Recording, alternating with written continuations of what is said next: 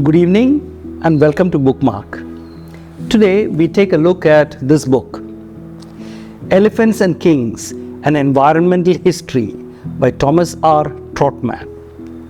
But before we start, there's something I must tell you. Martin Amis, the British-American novelist, passed away a few days back. It's a big loss for anyone who loves literature, because Martin Amis was the VKN of English literature. There was in him a very similar joyful exuberance, a remarkable ability to play with words and ideas, a dazzling ability to write a kind of prose that kept the readers gripped, acute social observation, similar irreverence, and I must add, a similar misanthropy, hiding perhaps a deep-seated humanism. It will be a loss that all of us feel, just as we feel the loss of VKN. Now let's turn to Trotman's book.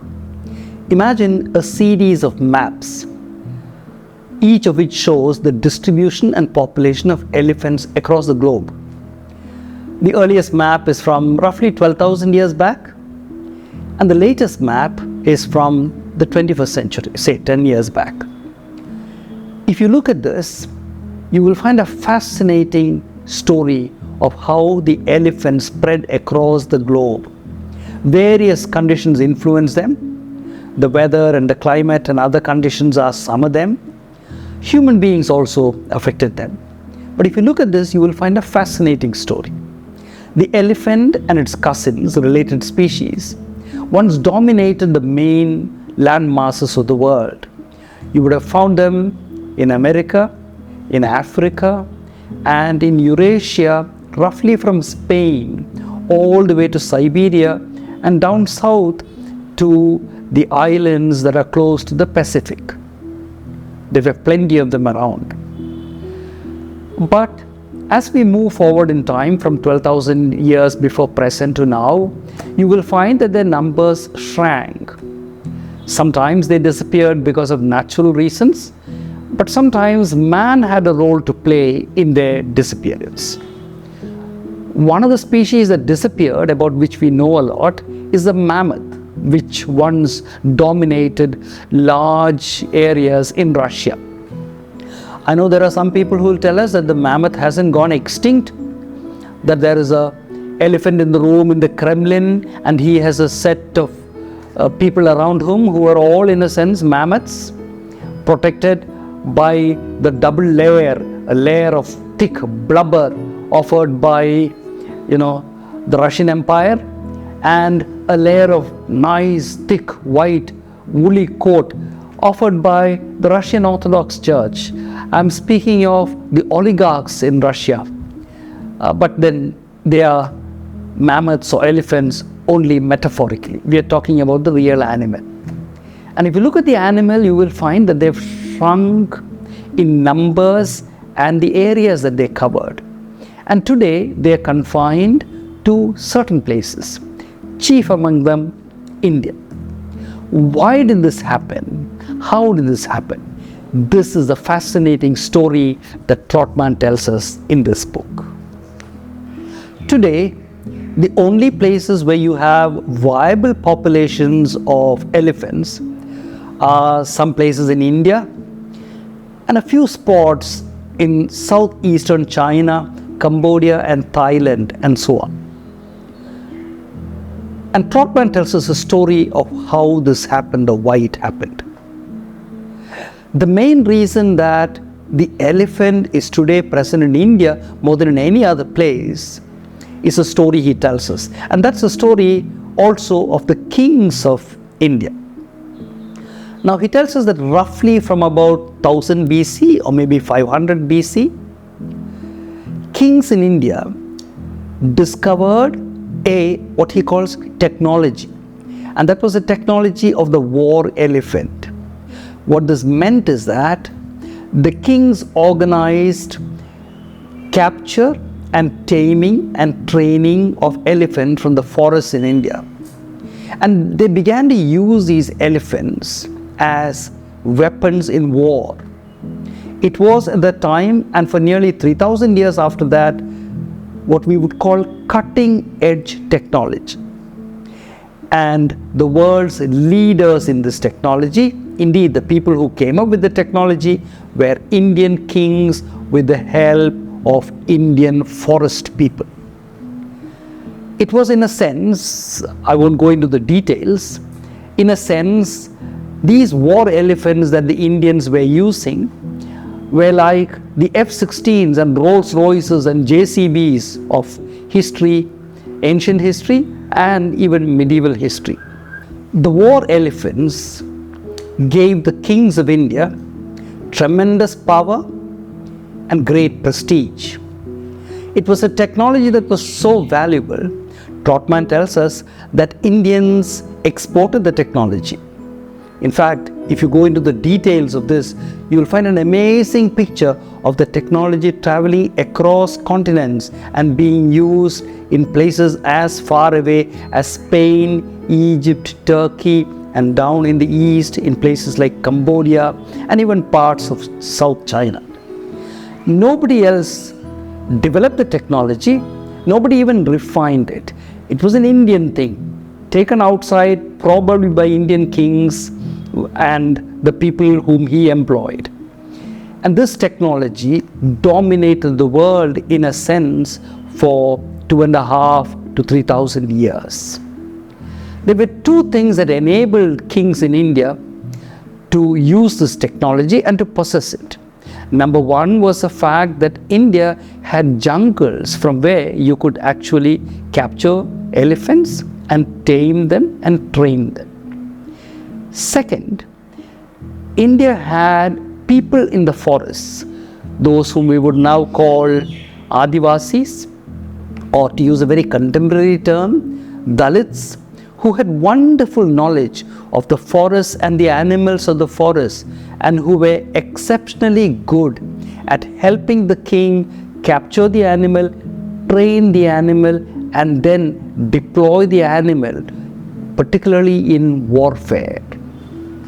Indian kings were aware of the fact that this was an extremely valuable technology, and they took great care of the people of the forest who helped them develop and maintain these huge armies supported by the elephant, the war elephant.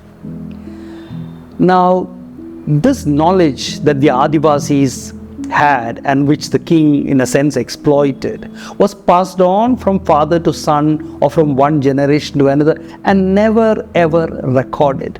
It was oral knowledge. Trotman does a wonderful job looking at various sources, trying to find out what was the kind of knowledge that was passed on and what it enabled the kings of India to do. What we must remember is that it was never written down, although several centuries after the kings had developed the technology and started using it, there were priests who came up with Sanskrit works on elephants and how to control elephants. So this is a very interesting idea because it tells us that in India at that time, knowledge came from the grassroots but was later appropriated by a group of priests who said, we are the ones who can control the elephant, who know the story of the elephant, and they came out with a number of myths about the elephant. But the reality was the king depended on the illiterate forest people to maintain his herd of elephants, and he was very, very successful. Indian kings had such respect for these people and such fondness for the elephant that not one of them ignored the forest or ignored the forest people. A wonderful example Trotman tells us is Akbar the Great, who had such love for his war elephants that he personally learned how to be a mahot, the man who controls the elephant, and he would, with his ankusham in hand, control elephants that he occasionally took out for a ride. Like some rich man going out in his Rolls Royce, Akbar would actually go out on his war elephants. If you are an Indian exceptionalist, Trotman gives you a very good reason why Indian civilization was unique. What's the reason? The reason was that they were very practical very empirical and very evidence driven, and depended on the knowledge of the people to develop and refine a technology that was dominant in the world for close to 2,500 or 3,000 years. That dominance ended only with the coming of the Industrial Revolution and the coming of the steam engine and the cannon. Once that had entered the world and had entered India, the elephant was no longer as valuable as it used to be. Indeed, Trotman tells us the story of the elephant after that. Steep declines in number from about 1800, when the British invented trophy hunting and began killing elephants in India. Remember, the kings of ancient India had actually banned the hunting of elephants. If you killed an elephant, you would be killed. They took such great to protect the forest, and that is one of the reasons why here in India today we still have some forests and some elephants. You only have to contrast that with the story of China. If you read what Trotman has to tell us about China, you will be reminded about Arikomban and Idiki and other places in South India where the elephant is finding it very, very difficult to survive. Indeed, Trotman anticipates this. He says that the number of man-animal conflicts in India are going to increase, and he even mentions Kerala as a place where potentially it could be disastrous for the elephant. Because as I said, Kerala now seems to be following a pattern that the Chinese followed centuries ago. And what is that?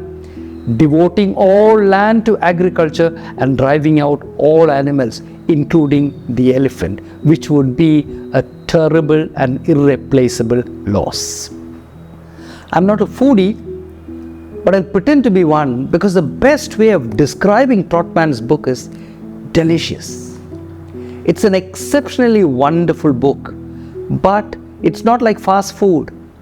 It's been prepared obviously very slowly, and to enjoy this book, you really need to take a lot of time and go through it very slowly. In which case, I can tell you, it will provide you a matchless, wonderful, rewarding meal. I can't think of enough adjectives to describe it. It's such a mesmerizing book. Now, talk about mesmerizing books. If you're interested in the history of ideas, there's an author I would recommend. His name is Isaiah Berlin, who's written a number of books, and one of them is here with me. It's called The Crooked Timber of Humanity. I was reminded of this because another book has just appeared in India with a similar title. And what is that? The Crooked Timber of New India, Essays on a Republic in Crisis by Paragala Prabhakar. I've just dipped into it. I haven't read it.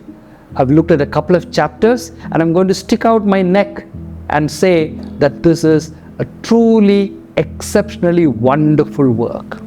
The same qualities that Trotman found in Indians: practicality, intelligence, analytical ability, and a deep compassion.